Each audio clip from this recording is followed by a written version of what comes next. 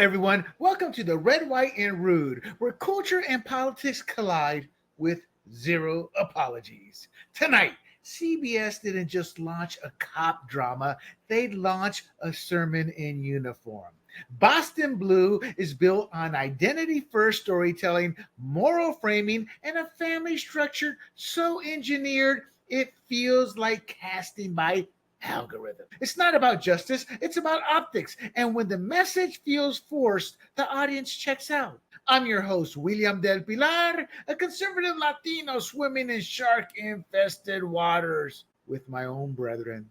But hey, who doesn't live with a little risk? Okay, a lot. Tonight, Boston Blue is the topic. A deep look into why this series, well, you'll find out. But before that, make sure you smash that thumbs up, bookmark grumblingsmedia.com, and follow us on YouTube, Rumble, Apple, Spotify, and Pandora under the handle Grumblings Media. Your support keeps us going, and a like, share, or comment, and a subscribe or follow goes a long way. And with that out of the way, let's get rude. We're going to talk about Boston Blue. It's a CBS procedural that undercuts itself with engineered identity framing. Now, as a conservative Latino whose family ranges from as black as Nubian you can get to as white as pasty as you can get and everything in between, this is important to me because we all must get along. We all must come together as Americans first. And we seem to be veering off that path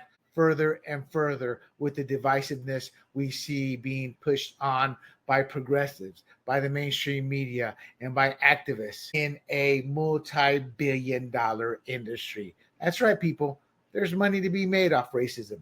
So let's start with the numbers because they tell a very different story than what CBS wants you to believe about Boston Blue and its premiere and the subsequent weeks. So it premiered October 17th, a couple of weeks ago, and it premiered in CBS's Friday 10 p.m. slot, replacing the original Blue Bloods. And for those who aren't aware, this is a spinoff. It has Danny Reagan, Marky Mark's brother, Donnie Wahlberg, as the lead. Let me show you all a picture here of the show here, provided courtesy of IMDb. But CBS original, Boston Blue. That's odd.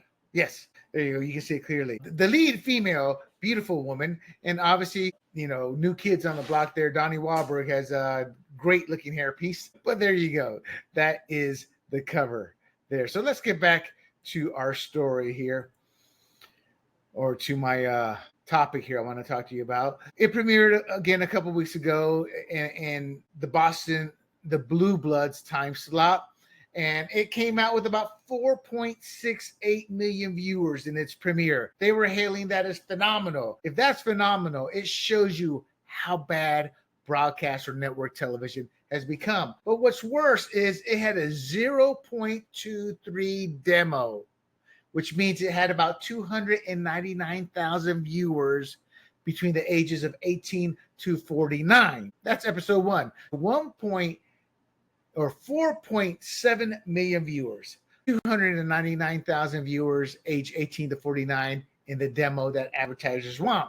Episode 2 aired 4.59 million viewers. So it lost a shade of viewers, but it also dropped to 0.21 in the demo, which is 273 viewers. So it shed about, 100,000 viewers there. But anyway, the numbers dropped. Episode 3, there was no data yet on that one once I started putting my notes together and doing my research. But what does the demo mean? What does that 0.23 and 0.21 mean? So first off, 0.23, 0.21, right? Look at it from a 1.0 demo. That's 1% of United States adults age 18 to 49. And that's 1%. So in essence, 1.33 million people. So a 0.23 demo means 299,000 viewers, or 0.21 is 273. So 299, 273. So CBS top dramas, Tracker, Matlock, they average about a 0.6 to 0.8 demo. So they average about 780,000 to 1 million viewers in that demo. I mean, even 48 hours, which is it's a lowly rated news magazine show. I don't want to say lowly rated, but it doesn't do as well as a lot of their others. It's easy to produce, doesn't cost as much. It's usually done by the network itself. That scored a 0.27 demo. And that's during the same week. 351,000 viewers. Now, CBS is claiming that Boston Blue reached 8.86 million viewers. And that's because of their live +7 multi-platform. And they're saying that's 6% higher than Blue Blood's final season average. But this number, it's reflecting total reach. So some of it's estimated, but it's not viewer engagement. So it includes every screen that touches the show. So if you're on your mobile and let me check this out, boop, you watch for a couple seconds, boom, move on. They're counting you as part of the reach. Makes sense? In essence, if you just looked at it for a few seconds and did not stay or did not watch a whole show or did not watch it live, they're counting you. Now, CBS is using the total reach to spin the week demo. So advertisers prioritize 18 to 49 demo, and it tells us who watched live and who actually matters to sponsors. This is why those who's watching it is important, because you can't really block the commercials when you're watching it live. We've tried. I have streaming, but when I record it on Hulu, I can fast forward. So, and sponsors don't like that, but if you're locked into watching it live, you're stuck watching the commercials, whereas in the old days, you're heading on to your refrigerator, hitting the bathroom. Now, if you have an old TiVo, then okay, sure, maybe. I don't know. Are there TiVos still around like that? I would assume so, but I don't know. But the point is that Boston Blue has underperformed there. Now, there are no Paramount Plus streaming data that they're releasing. There's no breakout press. There's no Nielsen SVOD traction or third-party buzz. And that's SVOD, streaming video on demand traction. And the reason there's no buzz is because it's not very good. Why? CBS gave us a blended number to make the show look successful. Now, trust me, I wanted to root for this show. Look, we didn't start watching Blue Bloods around season 3. It's one of those shows that we watched once and we laughed at and poked fun at it. And we did that for a few years. Then we realized, gosh, I guess we do like the show, even though we poked fun at it. We poked fun at its silliness, at its over the top. But it was good, enjoyable, all-American fun, formulaic with good storylines and good acting and good writing. By good writing, I mean the chemistry of the actors made the writing work, and decent writing made the show better, believable, even though you knew it was over the top and you loved it. We found it silly because we Americans, who are the creators of the big tent type movies, we love our formula where you have the bad guy, the antagonist, you go through the drama, bad guy wins in the beginning or does the damage. Then at the end, the good guys come in playing the Cowboys and they win and you get your happy ending. That's what most Americans want and love. Don't let any film teacher tell you otherwise. I got into a few battles in my film classes with teachers on that, because I look at reality, not the artsy-fartsy, what they want to shove down our throats. But that's another day, another topic for another day. But regardless, gave a blended number to make the show look more successful. And without this platform-specific data, it's impossible to know if Boston Blue is actually performing well on Paramount Plus or just coasting on broadcast inertia. So CBS typically cancels shows in this slot that debut below the 0.3 demo. And we're looking at 0.23 and 0.21. Unless the delayed viewing is extremely strong, it's going to be canceled. And we're going to talk about that in a bit here on the show. Now, what's the impact of all this? Well, CBS is spinning the reach metrics to mask demo weakness. And the show is statistically vulnerable despite the press release framing. But ratings are just the surface, William. That's what us smart people say. I'm giving y'all credit. Yes, ratings are just the surface. What's underneath is even more engineered, and that's not good. So let's look at how the show builds its world and who it chooses to censor. So you have the Silver family, and that's what I call a DEI composite. It's like, oh my God. So you have Lena Silver. She is the black female detective. She is the equal to Danny Reagan, Donnie Wahlberg's Danny Reagan. And that's who's the lead of this spun-off show. So now we all saw that coming. It was either going to be a black male or black female. So that's no big. A beautiful woman, the actress, too, as well. And for her part, she's Believable. Nothing wrong with her. Her father's a black Baptist minister, Ernie Hudson, one of Hollywood's most underrated actors. Oh, God, I love him in Ghostbusters. And yes, it's probably his most well-known. But he's done a plethora of other films I love them and enjoy. He did one with Ray Liotta, I want to say. I can't remember. And a few others out there. Great actor. Great actor. And I'm not going to lie. He's one of the few black men I look at, man, you should have been given bigger roles. You should have gotten more roles. Well, that's Hollywood.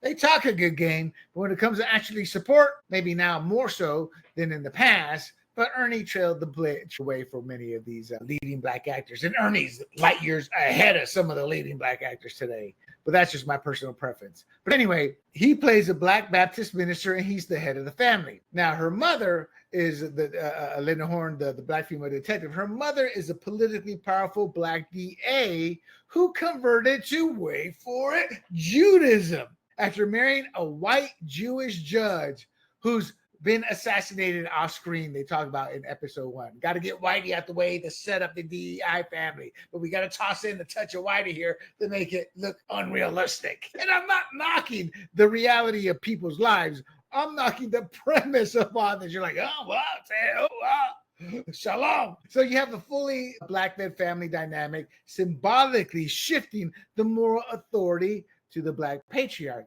And that's fine and dandy if it works, if it's natural, if it's not a color by numbers, if it's not shoved in a political era where there's just so much fatigue. So the bottom line is that framing could work if it felt organic. But here it reads like a diversity checklist. Black female, check. Black older male, check. Strong black mother figure, check. White mentors, no longer needed, dead. Check. I mean, I said a diversity checklist that's engineered, not earned. And the reason I say that is when you come, well, William, what about the Reagans? They were used like Mr. White. No. The contrast with the Reagan family is their backdrop is rooted in real Irish American policing history and generational reverence for the badge. What you have here is a Hollywood engineered diversity checklist. I mean, show me any other Boston family of cops that is Jewish, black, Baptist, all in one. You can't, but I can show you New York City, thousands of Irish American families with policing history. So there is a core difference, and that's what I mean by engineered and not organic. And if it comes out believable, we don't care. This does not. Now, the cast includes, obviously, Donnie Wahlberg as Dan Reagan, NYPD detective relocated to Boston, which is so unrealistic. I mean, there's like, well, William, it's a TV show. Yeah, but this was like over the top. It's like when you watch a superhero movie. Oh, really? That wouldn't happen like that. Dude, superhero movie. We know, but even within the superhero universe, there are rules, you know? So even in fake universes, there's certain rules where you want to keep it at least semi-real, semi-believable. So it's nonsense. And I'm not going to spoil it for you guys who haven't seen it yet. And there's Sonequa Martin Green is Lena Silver. Beautiful woman again, black female detective, and that's Danny's new partner. I guess she was in Walking Dead. It's like the only zombie series I haven't seen. I'm a zombie fan, you know, and it's on Netflix. So I should check it out, but I haven't yet. Anyway, Gloria Rubin, who I remember in the days of ER. I loved her in ER. And she ladies, you don't have to do all the Botox. You have to do all the surgery. Gloria, you're a beautiful woman. You don't need to be doing that. But she does. I have mixed feelings over how she's playing the role. Acceptable, but I think the writing doesn't help her. But she tries to pull it off. And as you can see, I like the cast. I do. I want to like this show. But Gloria Rubin plays May Silver. So let me repeat this. You have Donnie Wahlberg, Danny Reagan, the lead. Sonequa Martin Green is Lena Silver, his partner, the black female detective. Those are the two leads of the show. And then Gloria Rubin as May Silver is a supporting cast member. And she's also the Boston DA. Okay, you know, I'm still trying to, again, it's a template. They're copying the Reagan blueprint onto here. And it's like, just be original. Be original. Maybe they should have made her a hard-charging defense attorney, or maybe a prosecutor, you know, a different flavor. But it's like, no, you're copying it now, you know. And then you have the checklist, and you're like, you know, then there's Maggie Lawson, who was so miscast here. This is the only casting I'm not really keen on, because when I see Maggie Lawson, I see Psych, and then I see the failed series she had with James Caan. She's not believable. in the role. I mean, that's a hardened woman that has to play that role. She doesn't come out, she comes across as soft. And I liked her in Psych. That she was great in Psych, but that was a comedy. She played the cop there. Here, it's just not working for me. Then there's Marcus Scribney as Zeke Silver, Lena's younger brother. He's the offspring of the mother who was married to the white Jewish man. So he's half black. He looks kind of, I'm not keen on him. No, nothing to do with his acting ability. He just looks weird to me. His face kind of puffy. You know, it doesn't look tough. It looks soft. You know, so yeah. But I like his character. You know, so I'm hoping he'll grow on me, I guess. And then there's Ernie Hudson, the great Ernie Hudson as Reverend Edwin Peters, Lena's father, Black Baptist minister. Then Mike Amundsen, he's Jules Silver, and that's Lena's white Jewish stepfather. And he was assassinated off screen. I don't think we've seen him yet, just pictures. So I don't even know why my research brought him up, but he's in there. So what does the pilot do? Where it overloads us with exposition. Lena's mother is a biracial DA who converted to Judaism. Her sister is, okay, check, got the Jew in there. Check, got the biracial in there. Check, got the strong woman in there. Her sister is a white police super. Check, got the strong white woman in there. Her brother is half black. Check, got both white and black here. Her stepfather was a Jewish judge assassinated off screen. And the family does Shabbat dinner and attends Baptist church. I mean, it's, come on, people. Come on. Again, I want to like this show, but I feel like, oh my God. I feel like, William, sit down. This is why you will like this show or you're racist. We have this, we have this, we have this, we have this. And if you don't like it, you're racist. And I'm like, I just want to be entertained. I'm preached to, and I feel like I'm being preached to here. And you'll find out why in a second. But regardless, critics and viewers alike flag this as overstuffed and impossible. Why? Well, there's miscasting. You know, again, Maggie Lawson just doesn't fit the role. The brother, he looks a little soft. Maria Rubin, I think her role is more due to the trope type writing. But it's at the end of the day, what I'm trying to say is there's a forced complexity that feels more like a diversity checklist, as you can tell I've been using, than a believable family unit. They're not believable as a family unit. It's not. It's as if they got everybody there. It's just, I was watching it and the better half fell asleep. And it was a scene there with Maggie Lawson talking. And I just looked at her, I was like, shut the bleep up, click. And I changed it to my show because she was out. You know, I just couldn't take it at that moment. They're not a believable family unit, and the writing is over the top. It's not a good, not to compare to Frasier, that you can't, completely different shows. But what is the same as bad writing? People who really don't connect with America and American values, or in Frasier's case, Frasier's character. Again, the contrast with the Reagan family, whose backdrop is rooted in real Irish American policing history. And again, generational reverence for the badge. That's legit. It's easy to buy because that's historical New York police. So these aren't just narrative choices. They're ideological signals. The show builds a double standard that masquerades as moral clarity. And you need to understand that. What do I mean by that? Well, that engineered identity, it's not attracting who CBS thinks it is. Let's talk about who this show is actually for and who isn't watching. But I guess let me answer the question first. The show builds a double standard that masquerades as moral clarity. They're trying to define to you what is wrong with our society between black and white with a moral clarity. And what they want to do is say, this is how it is. Any other thought process is wrong. All right, let's talk about who this show is actually for. Well, CBS is trying to get younger.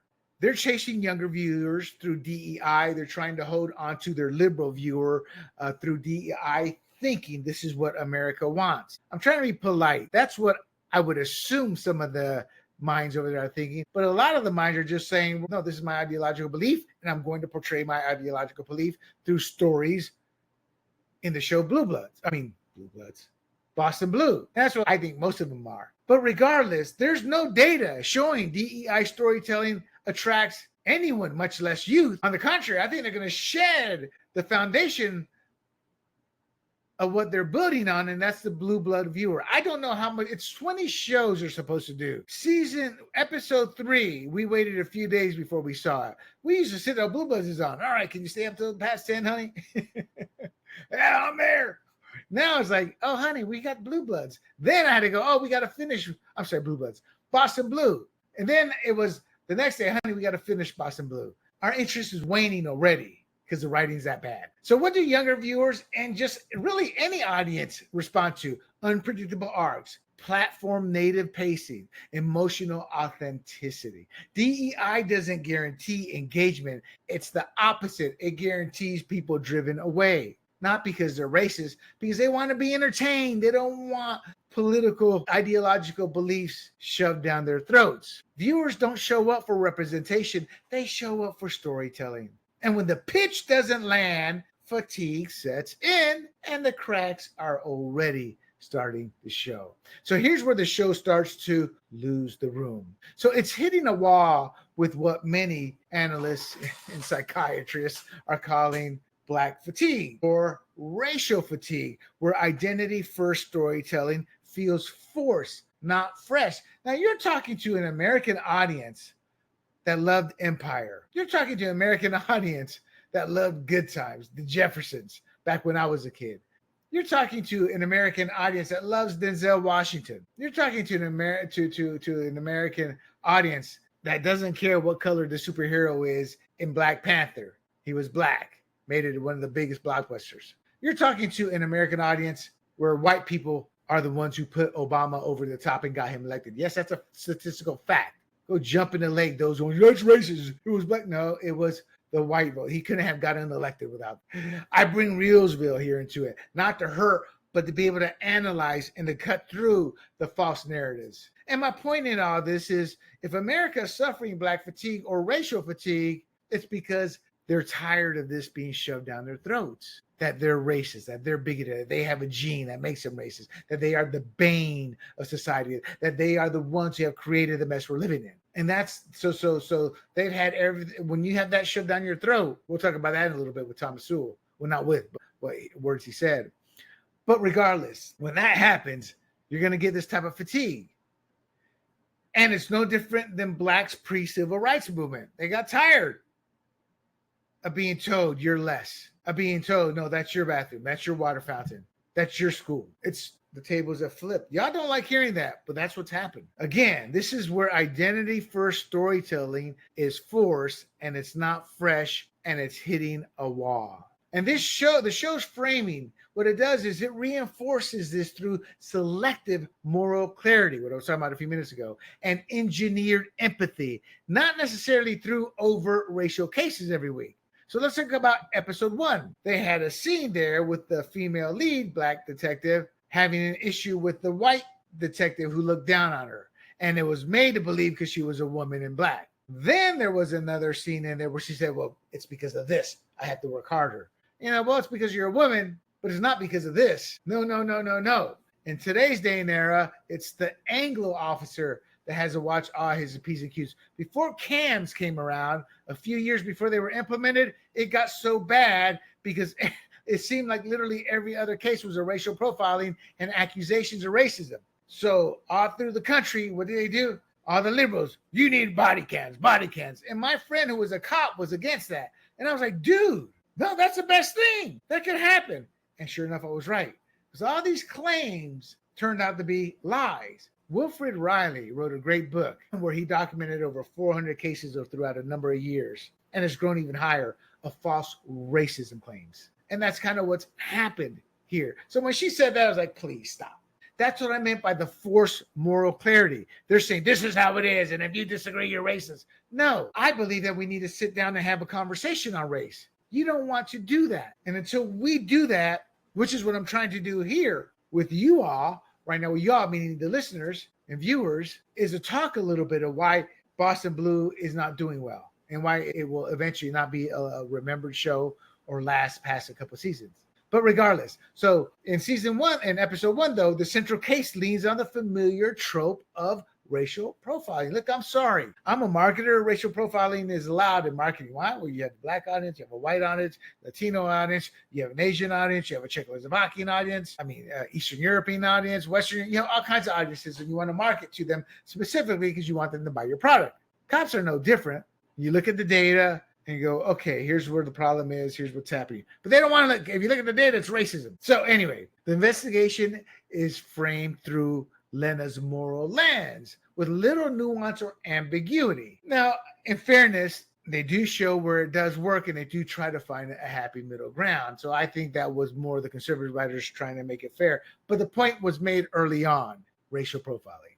And the resolution feels scripted for emotional payoff rather than earned through character or plot. Then there's episode 2, where you have an Asian female cop abandon her post, which directly enables a murder. She screwed up. She got somebody murdered by leaving her post. Then she gives a sob story, and we're supposed to feel bad with her because Maggie Lawson, the police chief, has a relationship with her. It was her first partner as rookies.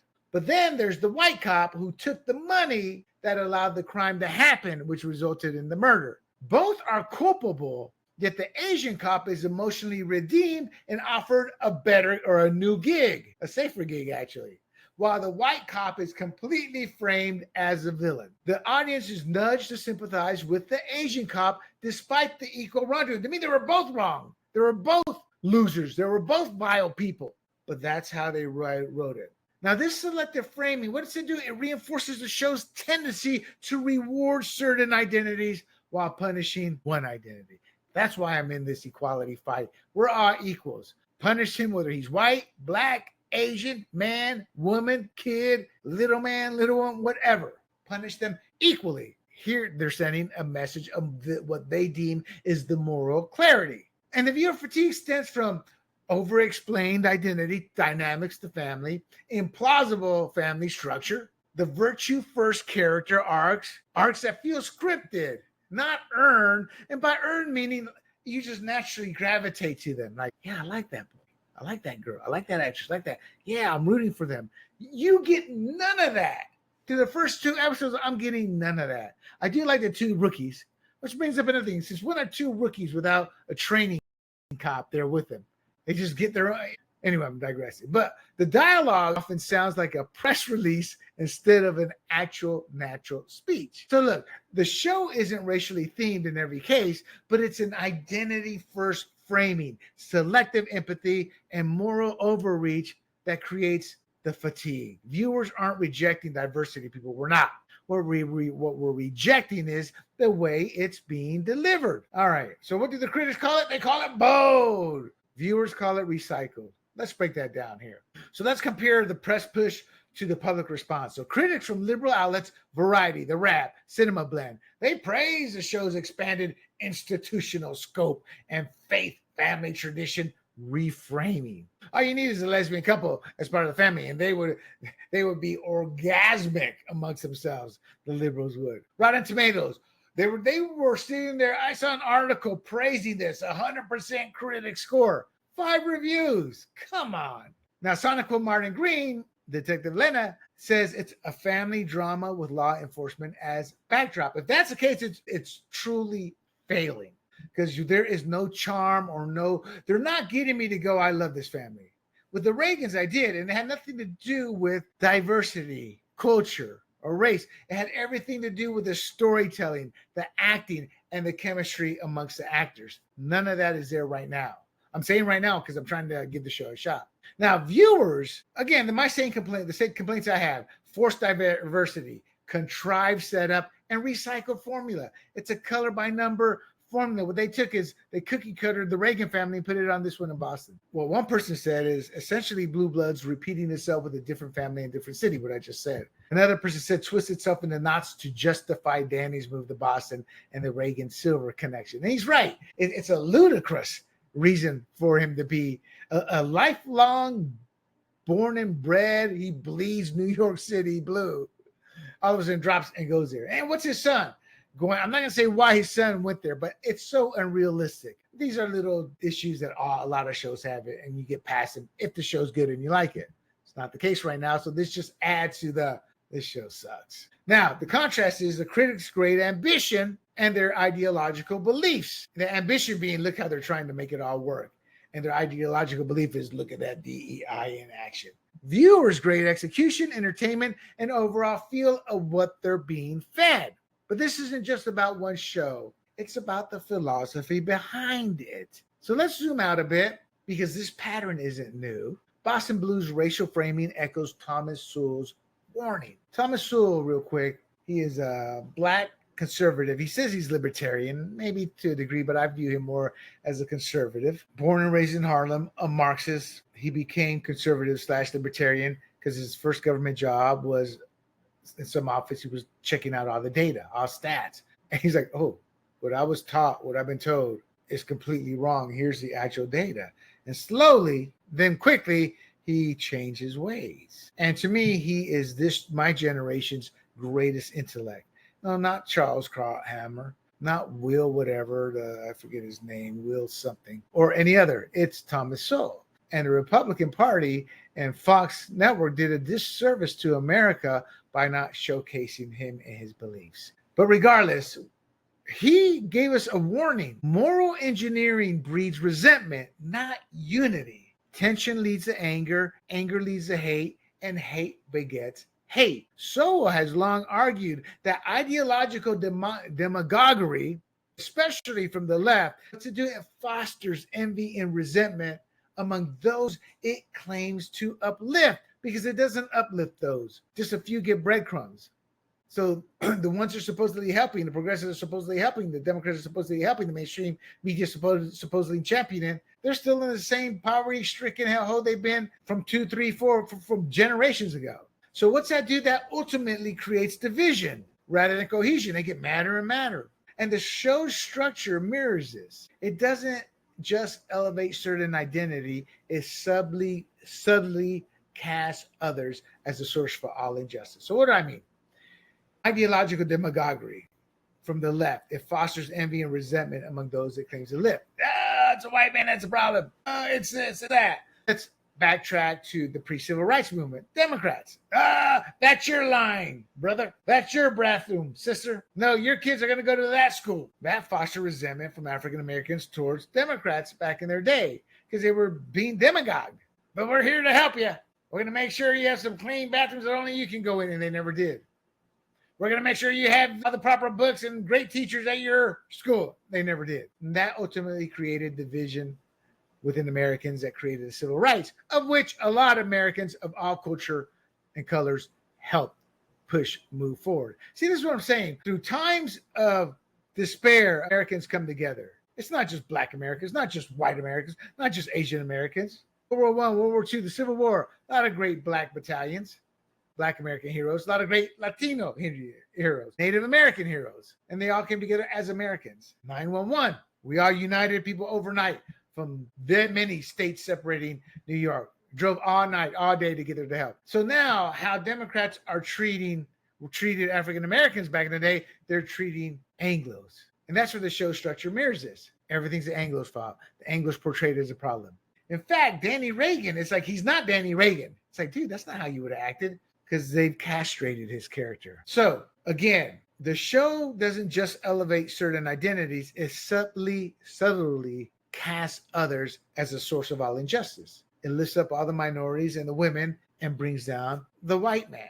And it's purposely done that way. And it's done that way subtly. This forces the viewers to see themselves as either victims or villains. Remember, there was a time Black Americans would say, why is the black dude always the criminal? And I used to think, well, it's the data. But then I also realized, the data wouldn't be every single black guy. Where's that white collar crime? Where's that strung out black or white guy? Yeah. So you have to have some balance because that reflects society. So again, in today's era, they're forcing viewers to see themselves as either victims or villains. This isn't just representation, it's moral overreach, and it risks deepening cultural divides. Again, the civil rights backlash. The Jim Crow laws were promoted and implemented by Southern Democrats, especially during the post-Reconstruction era. These laws institutionalized segregation and disenfranchisement. And what did it do? It fueled the very resistance that led to the civil rights movement. And that movement also generated resentment toward white Americans, especially Democrats, especially when moral framing turned into racial demagoguery. Malcolm X famously warned that white liberals were the worst enemy of the black man, and he's right. He accused them of performative support while preserving systems of control. That's exactly what they do.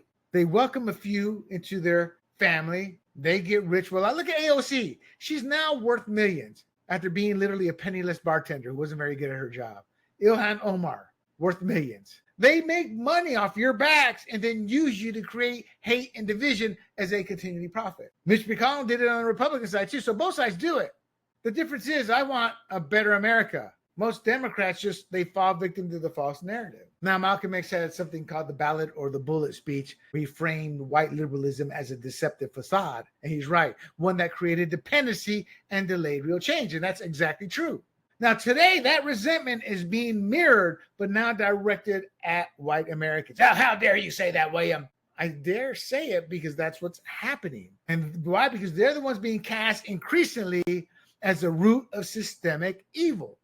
Thomas Sowell's critique applies here. Resentment is cyclical, and when virtue is forced through narrative structure, it breeds backlash. People don't respond to forced virtue. They respond to earned respect. When storytelling becomes a tool for moral coercion, it loses its power to unite and instead divides. So what's going to keep Boston Blue alive? Global deals and not much else. So let's shift from domestic ratings to global strategy, because CBS isn't just betting on viewers here in the US. Boston Blue has been licensed in over 100 international markets via Paramount Global Content Distribution. It's airing day and date in Canada, Iceland, AXN, whatever that is, Asia, Greece, New Zealand, Turkey, Cyprus, Belgium, Korea, Africa, and German-speaking Europe. Australian fans can stream it on Paramount Plus. Now, they're going to have different release dates and things like that, but that's a product of how popular Blue Bloods was overseas and in syndication, which kind of makes you wonder, well, why'd you cancel it then? Well, that's a topic for another day, but greed in actors. These actors get so greedy, shows go out. We just can't afford to make it anymore. We can't offset the cost of doing your show. There's not enough advertisers out there. Or we can't charge but so much, or else they'll just go to a different show. That's the greed of actors. I'm digressing, but that's another topic for another show I will talk about. Because even the conservative actors, same thing. But regardless, CBS is banking on global reach to offset domestic weakness. But licensing doesn't guarantee retention. Viewer fatigue is universal. When a show's bad, it doesn't matter what country it airs in. Audiences tune out. Boston Blue will limp through season 1 on nostalgia and overseas contracts, but the structural flaws will guarantee an eventual death. And that slow death, it's already underway. It lost viewers from episode 1 to episode 2. And it may have a bump here or there, but it's going to trend down. So what if the most diverse show on CBS is also its most dishonest? Boston Blue launched with just 4.68 million viewers and a 0.23 demo, translating to under 300,000 viewers in the key 18 to 49 demographic bracket. Episode 2 dropped even lower. CBS is spinning multi-platform reach, but the advertiser critical numbers are collapsing. Behind the optics is a show that kills off its white patriarch, seems to center every case on racial tension, and scripts moral clarity through engineered identity. It's not just predictable, it's performative. And when a black cop jokes, that's racist, while a white cop gets policed for the tone of his joke, the message isn't equality, it's hierarchy. The framing isn't just flawed, it's divisive. And CBS is betting that global licensing and nostalgia will delay the collapse. Viewers aren't buying it. They're tuning out. Because when storytelling becomes moral coercion, the audience walks. That's it, my friends. It's good to be back again. We're going through some ownership tweaks here at Grumblings Media. So some of the shows that I do are staggered because I'm working behind the scenes, but I'm doing them and we're close to getting a new schedule out, a new layout. So stick with us. Stick with us here at Grumblings Media. So be on the lookout for some of these changes as it happens, as it may or may not. Well, it has impacted the Red, White, and Rude podcast, but temporarily. And before we go, though, make sure you hit like or thumbs up and share this podcast. And follow or subscribe, depending on how the terminology used at the platform you like. Then bookmark grumblingsmedia.com and follow us on YouTube, Rumble, Apple, Spotify, y Pandora under Grumblings Media for more. Finally, don't forget to check out, I'm not going to talk about that. We're going through changes. But until next week, this is William Del Pilar for the Red, White, and Rude. Stay safe and let me know your thoughts in the comments. Hey everybody, this is Big John from Grumblings Media, and I just want to say thank you for watching our content. If you want to support our efforts here at Grumblings Media, just smash the subscribe button right here, totally free, or just go ahead and consume more of our great content. Click either one of these two boxes.